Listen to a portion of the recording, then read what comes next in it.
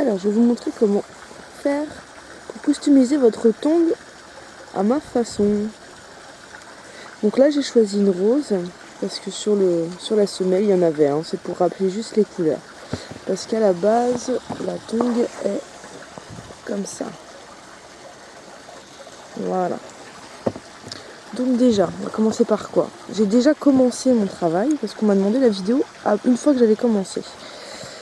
Donc pour recouvrir les lanières, c'est simple, hein, vous faites juste une maille chaînette sur votre crochet et vous mettez votre fil par devant. Comme ça. Donc quand vous avez la maille chaînette, c'est pareil. Hein. Je vais quand même vous montrer. Donc on fait la première boucle. Hop. On ne tire pas trop. Donc je vais prendre l'autre côté pour vous montrer. Je prends de ce côté-là parce que je suis droitière. Donc en fait tout simplement, je viens devant la lanière, mon fil devant. Je passe mon crochet derrière la lanière pour récupérer le fil qui est devant.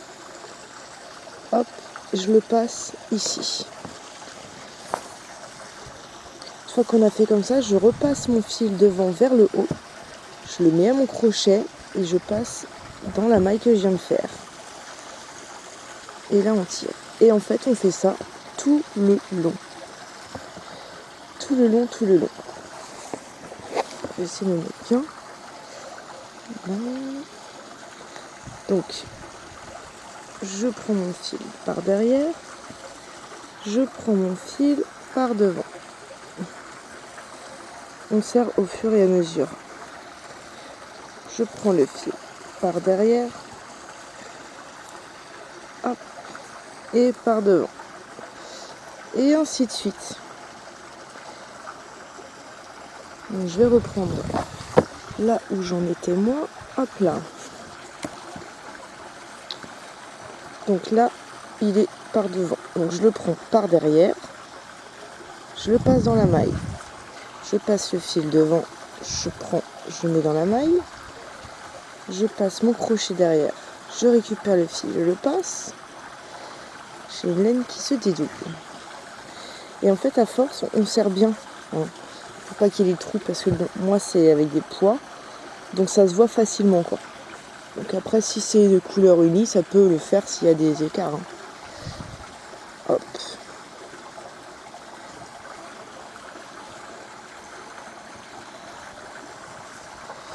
Par derrière.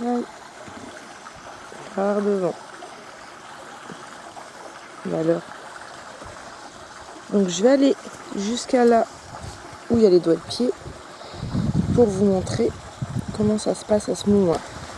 Voilà, donc là on est dans l'angle où on met les doigts de pied. Donc là pareil, je fais pareil. Hein. Donc quand le fil est devant, on prend par devant. Hop. Là. Enfin devant vers le haut. Là il est devant vers le bas. Donc je passe mon crochet derrière la lanière pour récupérer le fil et le ramener à travers la boucle.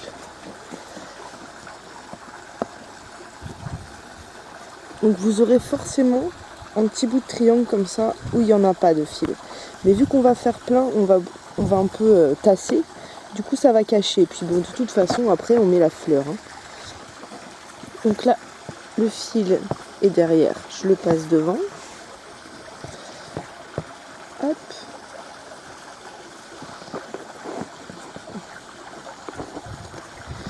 Le fil est devant. On le passe derrière. Et ainsi de suite jusqu'au bout.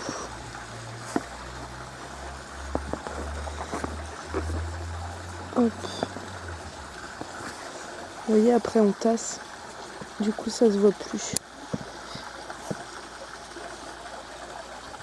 Voilà. Donc on va finir et puis je vous montrerai pour ranger les fils, pour les cacher. Et puis je vous montrerai un petit peu pour la rose. Mais bon, c'est un tuto que j'ai déjà vu sur YouTube. Donc je vous mettrai le lien. Hein. Donc voilà. Bon, bah, à tout à l'heure. Donc là, vous avez terminé. Donc vous faites juste une petite maille en l'air. On coupe, mais j'ai pas pris mon ciseau, je reviens. Hop, donc j'ai coupé, j'en étais là, ma caméra a coupé. Donc vous avez fait la maille en l'air, vous avez tiré le fil, coupé le fil, donc maintenant on va le rentrer. On passe dans le chat de l'aiguille, hop là. Et là, si vous voyez bien, on a un bord tressé avec les mailles qu'on a fait. Donc là, on passe tout simplement dans les mailles, en sautant quelques-unes. Hop, on tire. Hop, et on vient couper le fil qui reste. Voilà, donc on fait ça des deux côtés.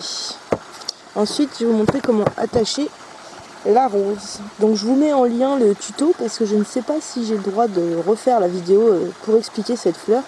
Donc je vais vous mettre le lien du tuto. Donc une fois que vous avez fini la fleur, mis les feuilles derrière, il vous reste un fil. Donc là, moi je mets les feuilles du côté des doigts de pied. Hop. Et je viens en dessous, est-ce qu'on voit bien? Ça peut aller. Je viens en dessous piquer dans mes mailles que j'ai faites avec mon fil noir. Et je fais un peu comme ça vient. Hein. C'est vraiment du petit bricolage. De toute façon, elles seront toujours plus belles qu'elles n'étaient.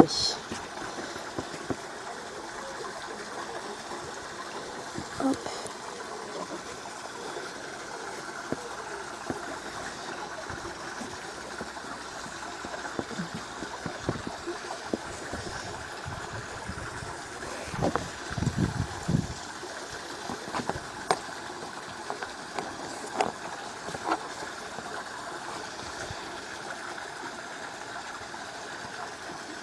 On passe par derrière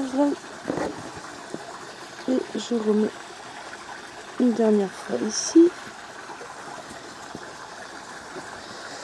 Là, ça bouge pas trop, c'est bien solide. Donc là, je viens piquer dans mes feuilles. Je fais un nœud,